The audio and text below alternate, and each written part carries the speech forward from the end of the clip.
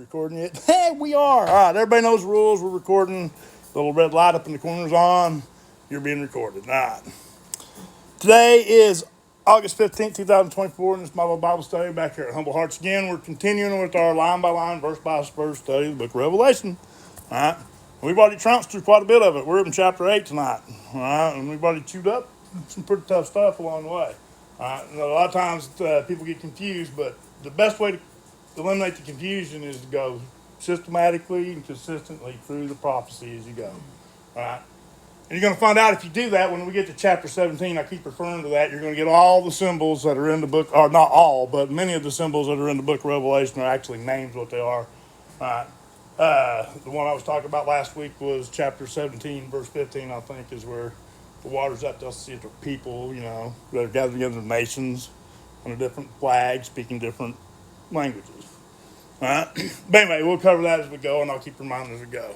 But tonight we're going to start in chapter 8. All right. So let's review. All right. Last week we covered Israel, what we were really working on. All right. Those who were sealed. All right. Out of those very tribes that you start studying about way back in the book of Genesis. I mean, way back there. You're going to find out, you know, along the way, that means nothing's changed. You got Genesis, you got the tribes formed in the book of Genesis. You got the tribes in chapter 7.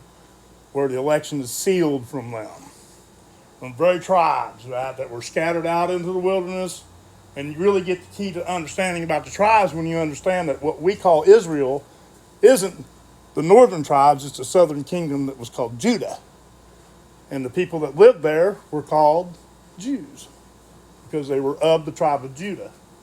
Now, any of the other tribes could be there at any given time. And there was no law that said the tribe had to stay where their traditional land was. They could marry in and out of the tribes all they wanted. All right? Anyway, so they're still there after all this time. God knows exactly where they are. Even the tribe of Levi is mentioned. That was a tribe that had no inheritance in land. Remember? And that was who the tribe was, where the tithe initially went, was to the tribe of Levi, because they didn't have any land and had no other way of generating their income or providing their food. All right? But over time, these things have kind of changed. But anyway, here we're in chapter 8 now, the book of Revelation. Father, we ask this open eyes and open ears, no matter where they may be, in Jesus' name, amen. All right, we finished all 6 seals, or 6 of the 7 seals, right? And if I told you last time we were together that here in chapter 7, it's kind of just interjected right in between the 6th and the 7th seal. All right?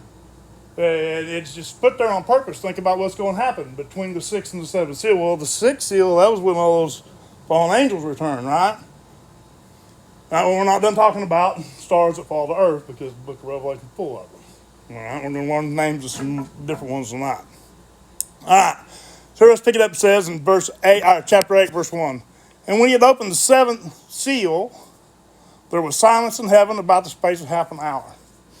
All right, now do you remember back what it said in Revelation chapter 3, verse 10? Because this is the church of Philadelphia. Because thou hast kept the word of my patience, I also will keep thee from the hour of temptation, which shall come upon all the world to try them that dwell upon the earth. Behold, I come quickly.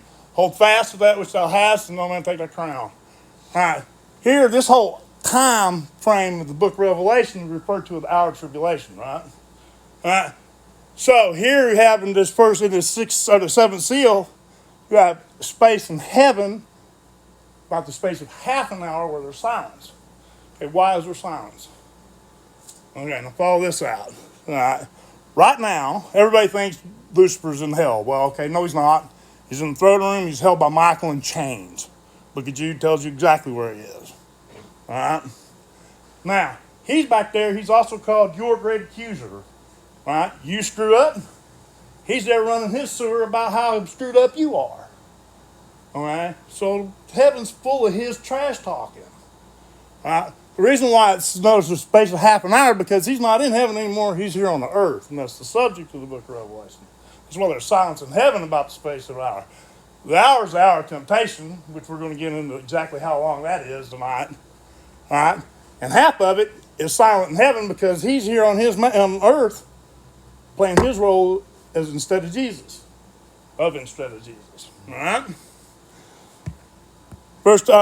Chapter 8, verse 2. And I saw This is part of it. 7 angels which stood before God, and to them was given 7 trumpets. And another angel came and stood at the altar, having a golden censer, and there was given to him much incense. All right? And that he should offer it with the prayers of all the saints upon the golden altar which was before the throne. Now, I told you, remember last time he was talking about prayers, he bottled them, right? Had all the prayers of the saints, and I told you he was going to, why? Because he's going to hold on to them, because he's going to get mad about some stuff. All right? And now these very prayers from the saints that have been bottled and kept, he's now mixed them. You know, there's 2 altars there in front of him. You have the golden altar, but you also have the altar of incense. Right? Remember John the Baptist's dad? That was his job, was to bear incense for the altar that was there. He was one of the bearers. Here we go, falling on this thing again. All right? And so that's one of them there. Now here, this one's been offered, but mingled with it is all the prayers of the saints down through all of time. All right. Verse 4. And the smoke of the incense which came with the prayers of the saints ascended up before God out of the angel's hand. And the angel took the censer and filled it with fire of the altar and cast it unto the earth. And there were voices and thunderings and lightnings and an earthquake. All right, so what we have here, this altar represents truth, all right? The fire on it, that's the fire of God, all right? And he's taking coals off of that, put it in the censer, and use that censer then to cast those very coals to the earth here in the last days, all right? Now, you know, all from studying before, that fire doesn't burn you, all right? So what does it do? Part of that fire has to do with being sealed, all right? You partake of that same fire that the angel has cast to the earth as God's fire when your mind is sealed against the Antichrist. And that's the point of the book of Revelation. It's just a point that's not taught out of it. Seems to be the problem. All right. So just kind of hold on to that. And the angel took the censer and filled it with fire from the altar, cast it to the earth, and there were voices and thunderings and lightnings and an earthquake. This is the first time you mentioned an earthquake. It's going to be an even bigger one, all right? That's when the actual Messiah appears. Now that finishes up the seals, all 7 of them. Now, the 7th seal, the most of the 7th seal, the thing you need to get is that the 7th one in it is spiritual completeness. If you have all of them down, you have a good idea what's happening. All right. Now, bear in mind, the seals had no kind of an order. All right, unless it's of importance. That's why it started with the white horse that had the toxic Shekinah glory, right? All right, well, part of those seals were falling stars. All right. So here, let's go on with this, because now we're moving to the trumpets. Verse 6. And the 7 angels, which had the 7 trumpets, prepared themselves to sound.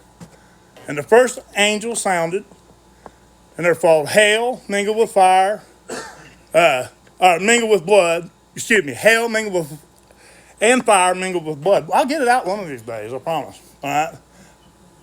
And they were cast upon the earth, and the third part of the trees would burn up, and all the green grass would burn up. All right. Sounds pretty horrific. All right. Now, what I want you to get out of this is we don't start dealing really with humans and the earth until the woe trumpets. All right. Now, it talks about fire. All right. We know about that fire. All right.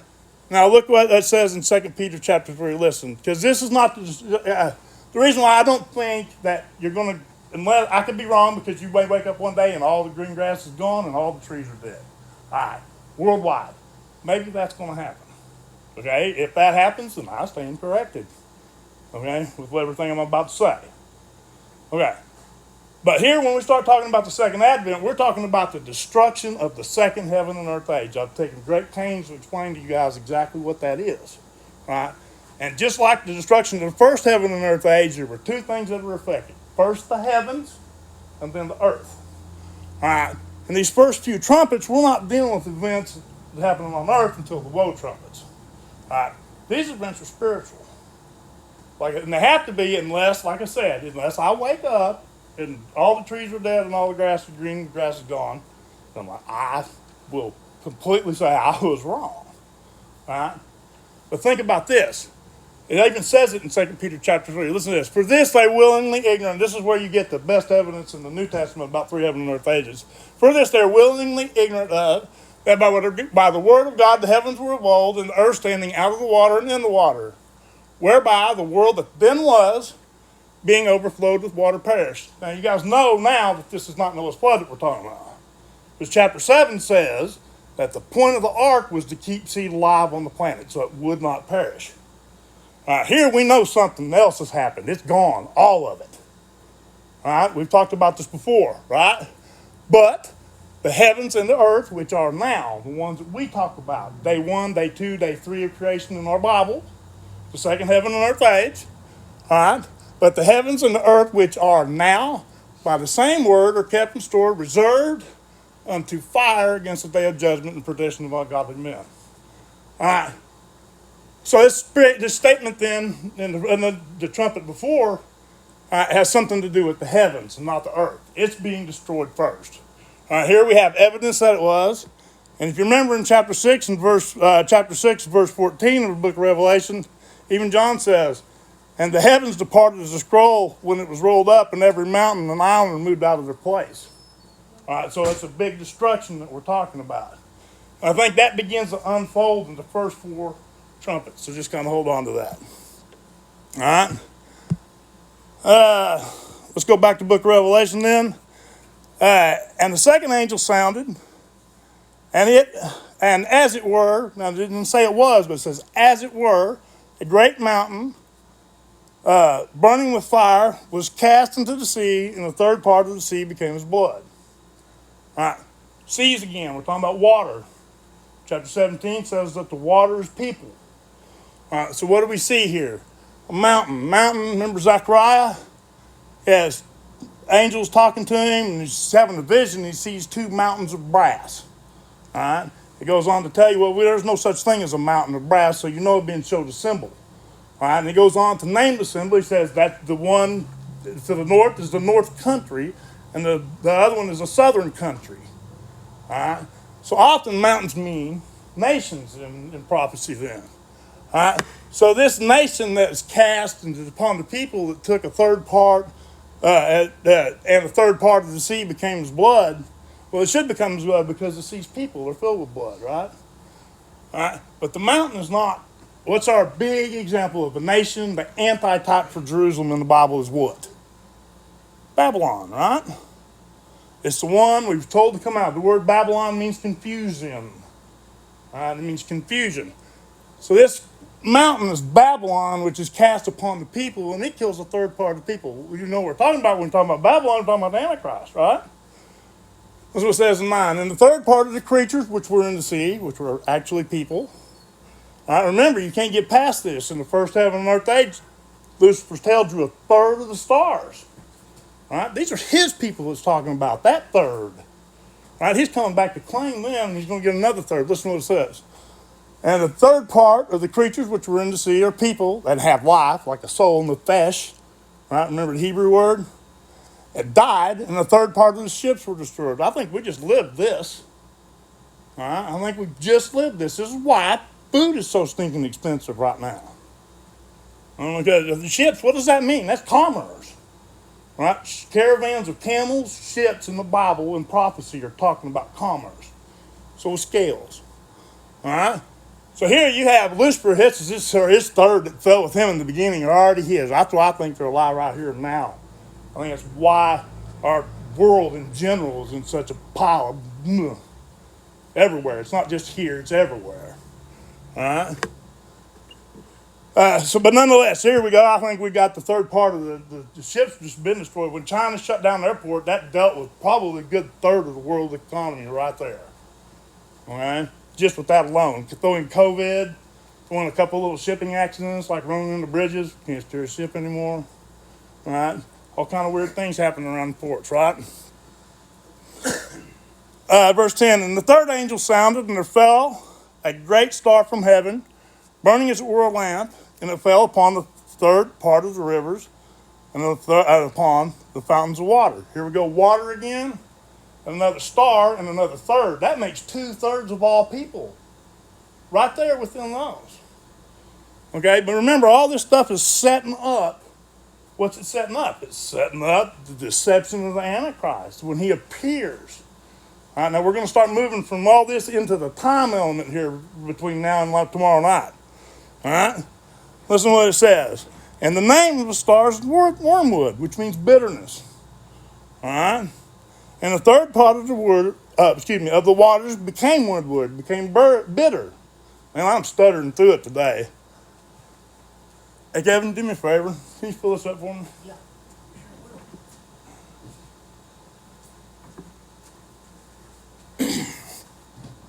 But nonetheless, bitterness is what he means, and it fell upon the waters against people. So that's 2/3 of all people in the world already then in the Antichrist pocket before he ever appears. You get where we're going with this? So look around the world and know what you're seeing. All right? Verse 12, and the fourth angel sounded, and a third part of the sun was smitten, and a third part of the moon, and a third part of the stars, so that a third part of them was darkened, and the day showed not for a third part of it, and the night likewise. That's a lot of thirds, right? What are we really talking about here? We're talking about natural lights. Sun, the moon, things, they're still there, but their brightness is diminished. Okay, you remember what Lucifer means, right? Morning star. We talked about this. If you have Christ, the bright morning star, and Lucifer, the morning star, you don't know which order they appear in, you don't know which one you're actually looking at, right? All right. So he appears, he's shining bright, and he's competing with the natural lights. You know, he wants everybody's attention. The Antichrist is not going to be quiet. He wants everyone to look at him. That's his problem. All right. Verse 13, and I beheld and heard an angel flying through the midst of heaven saying, saying with a loud voice, woe, woe, woe to the inhabitants of the earth by reason of the voices of the trumpets of the three angels which are yet to sound. Now this is called the woe trumpets. Now, these are the last three, and these are the big ones. And these are the ones now. We've had all the spiritual stuff set up. All right, the heavens are being destroyed. Well, if they're not in heaven, where are they? They're going to be here on earth. What's the inhabitants of the earth? Us. All of us.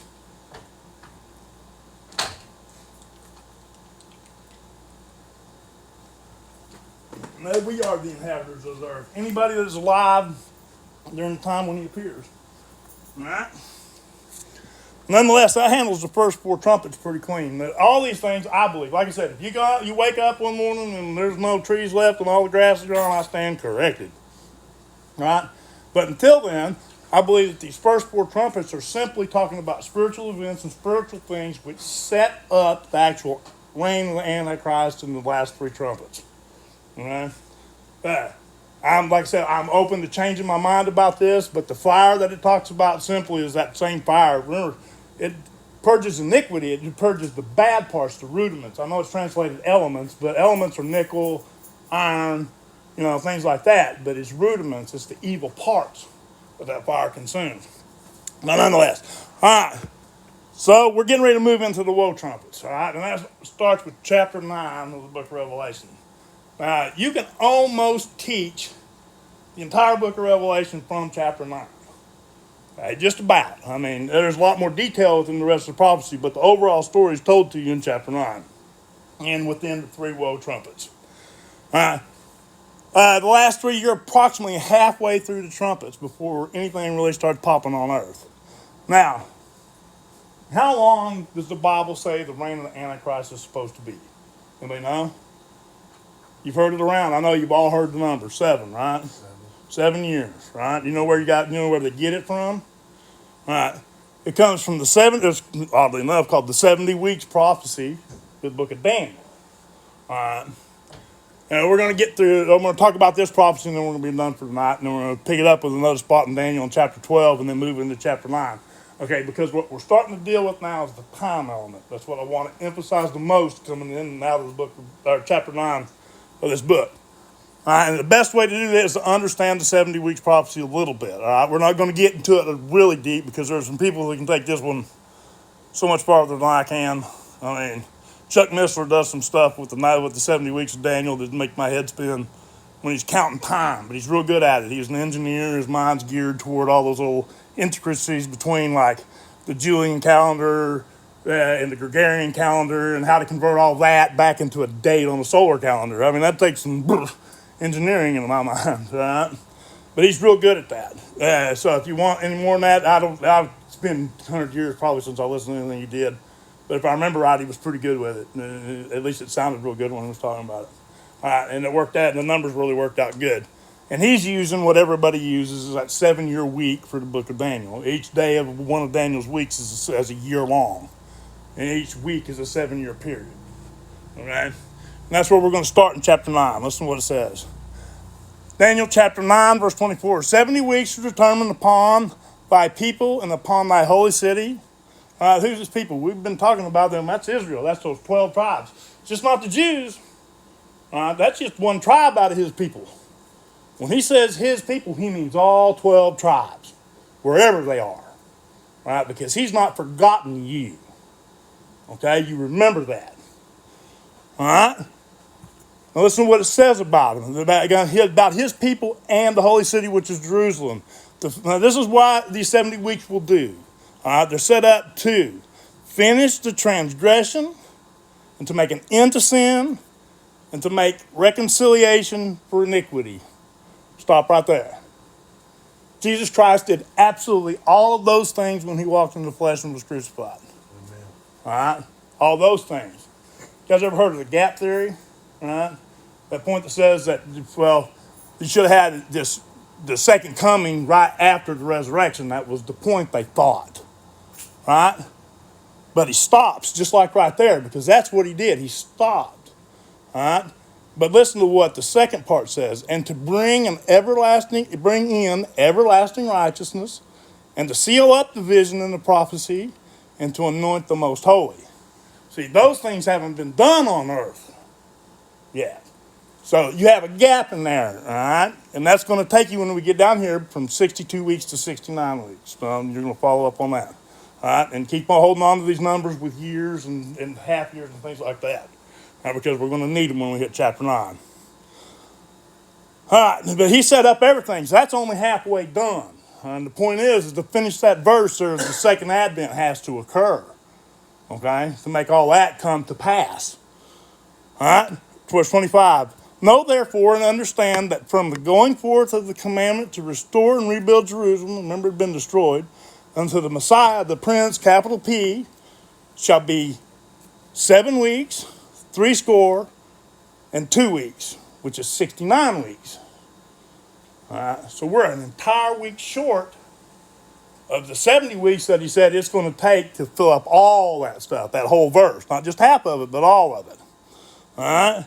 Listen to what he says. And the streets shall be built again, and the wall, and even in troublous times.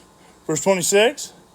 And after 62 weeks, which is 62 weeks, all right, the people and the the Messiah shall be cut off, but not for himself. All right, so think about this. Now, this is where Missler comes in, because he goes from the time that this prophecy was given on a calendar and walks you all the way up to the fulfillment of this 62nd weeks with the triumphant entry of Jesus Christ on a donkey into the temple, all right, into Jerusalem. All right, that takes you right up to those 62 weeks. Now you've got a gap between those 62 and those 69, just like you have a gap in that opening verse between the things that he had done. He'd done half of that verse, but he finishes that verse out at the second advent. All right. So you got I'm not going to get into 60 weeks. I was seeing Chuck Missler here said he's good with all that stuff, and it just scrambles my little brain. And most of them are scrambled eggs anyway. All right. Well, let's go on and see what it says. But he said, after that, the Messiah will be cut off, but not of himself. Well, he presented himself on earth, right? What did flesh men and women do with him? Hung him up on a cross. All right? It wasn't his, but he came here to save the world, and what they do? Killed him. Or tried to. All right? Now listen to what it says after that. And sometime after that, and the people of the prince, small p, all right, that shall come, which is the Antichrist. This is that same one we talked about that looks like the lamb with the two horns. When he opens his hoo hole, it's the devil's voice that's coming out. But why? It's because it's the Antichrist. He shall destroy the city and the sanctuary, and the end thereof shall be with the flood. And boy, when that happens, but why? He sets himself up there as God. Right? But everybody thinks it's Jesus. All right? But it ends quickly when the Messiah actually does return. So without hand, what the book of Daniel says. All right? And the end of the war of desolations are determined. This brings upon all 70 weeks, but there's some stuff that's got to go down first, is what that actually means. All right? 27, and he shall confirm, this is where it gets into this again, and he shall confirm the covenant, with many for 1 week, right? 7 years, right? Now listen to what it says next, because this gets real important in understanding everything. And in the midst of the week, right in the middle, all right, in the midst of the week, he shall cause the sacrifice and oblation to cease, and the overspreading of abomination he shall make it desolate, even unto the consummation, which means the end, and that determined shall be poured out upon the desolate, which is the book of Revelation. Right? But the point is that halfway through that's the 70th week we're talking about here. All right, then that last 7-year period, right in the middle of the week, what does it say? It says he causes the sacrifice and oblation to cease. You may know what that's talking about? All right. So this is where the Old Testament pays off to understand these things, all right? You had sacrifices like on feast days, man, you had lots of sacrifices that had to be poured out, right? All right? But no matter what day it was, whether it was Monday, whether it was Sunday, whether it was Passover, all right, every day in the morning and the evening you had what was called the daily oblation. And it was a sacrifice that was simply made every morning and every evening. It's called the daily oblation. Now, when Christ resurrected from the grave, all right, he became that oblation. It's still due every day. Every evening it's still due. But Jesus Christ himself paid that. Okay? Now, these people caused that oblation to cease. Why? Because they're falling victim halfway through that year when the Antichrist appears. They start calling him Jesus. Because he heals the deadly wound, right? Which we're going to cover real soon. And he's the one that caused that abomination.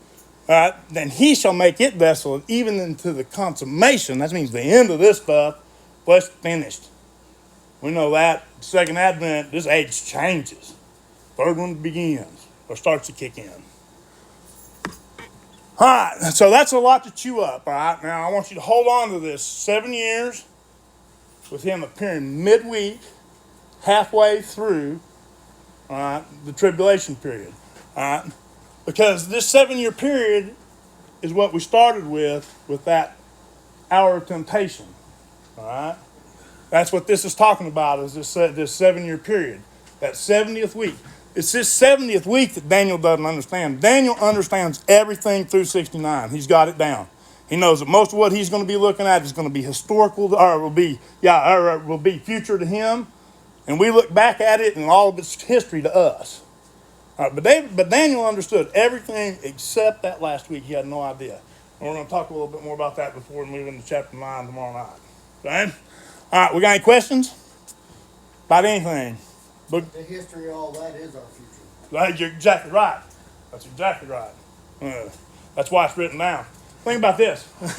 This just to show you how accurate that statement is. All right. Jeremiah was called the weeping prophet. He was a kid when God sent him out, right? All right. And he tried to pull that card with God. He said, "But I'm just a kid. They're not going to listen to me." And he went into that little speech about how I knew you before I formed you in the womb of your mother. All right, so don't tell me this stuff about how you're just a kid. Well, Jeremiah stood there and told them that Babylon, the king of Babylon, is coming. He said it for almost a quarter of a century. He stood there and said it in one spot. This little kid, and all the old people made fun of him, and that's why Jeremiah is called the weeping prophet. They made fun of that boy. All right. But after 23 years later, what happens? Nebuchadnezzar comes marching right down and takes over everything, just like God had told Jeremiah to tell him. All right, now think about this. Jeremiah is a prophet. The words of a prophet don't change. Okay? So the message of Jeremiah is the same thing. That's why you can prophesy if you understand the Bible. Because all you're doing is repeating what the prophet already said. Jeremiah said it. I'll tell it to you again. The king of Babylon is coming. You've got to prepare your mind for it. All right? Hopefully we don't have to wait 25 years. All right? But people before us have spread it and passed the word down till we understand it. You got to realize, tick-tock, tick-tock. Look what's going on in Israel right now. We're on the verge of a world war, buddy. Good one. All right? All this is part of prophecy, though. All these things got to come to pass. Remember what he said. Don't worry about those wars and rumors of war stuff, but when they start talking about peace, that's when you better pay attention. All right, because that's when the end comes. All right, so in my opinion, and based on the time schedule that we've talked about with how old Israel is and the generation, all right, look for these things that are going on an international level to develop into something that looks like a 7-nation pact that tries to bring peace to the world. We're going to talk about that a little bit later in the book of Revelation when we get to the first beast. But that's a lot of stuff to deal with. I mean, it's a good thing to be sitting kind of in here and hearing this stuff now, because what if something happens, you never heard any of it. Think about how people are going to be fooled. Yeah, you know what you were just talking about? It just hit me. The Spirit spoke to me, or Jesus spoke to me, to ask the 7 things trying to come with peace. Do you think that might be the UN? Okay. The people trying to get together. That's all different. Well, nations, yeah, you're right. That's a really good. Speaking about peace. Okay, listen. Okay, And that's they're almost you're exactly right. brothers Okay. or something. Last couple of years ago, I thought the beast was forming. I thought I saw it, and what it was the 5 permanent members of the UN Security Council, which is United States, Great Britain, China, Russia, and France. Yes, sir. You need to break it down to him more that it's more than just peace. It'll be easy going. Yeah, yes, exactly, right. You'll be able to buy this. It's more than just peace he's talking about. That's right. Yeah, Okay, but it. this is the setup though that I'm talking about for it. Yeah. All right. Before the Antichrist appears, one thing will happen. We'll have 7 nations that group together, right? All right. The thing is they're talking about world peace, but they don't quite have the power to pull it off.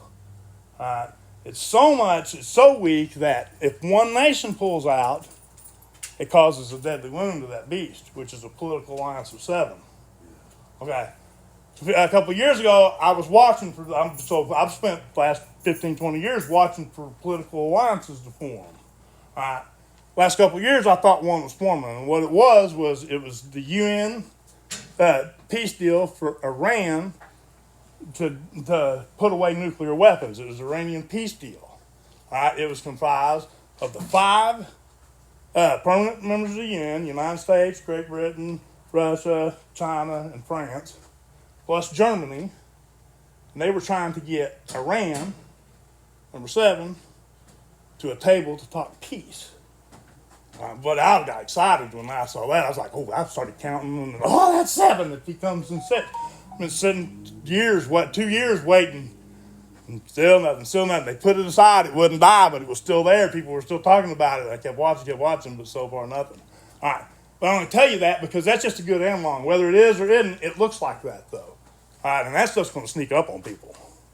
All right, because I've heard preachers stand up here and tell all big congregations how there's going to be this animal that rises up off of the West Coast, and it just starts tearing L.A. apart and moves to San Diego, and then rips up Mexico and throws it up in the Arctic or whatever.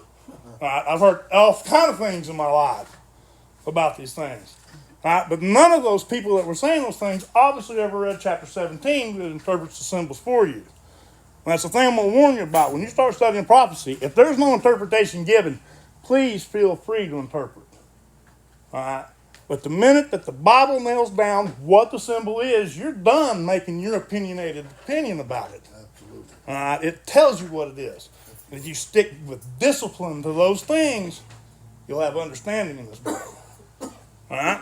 Any more questions? That doesn't sound like a rant more than anything.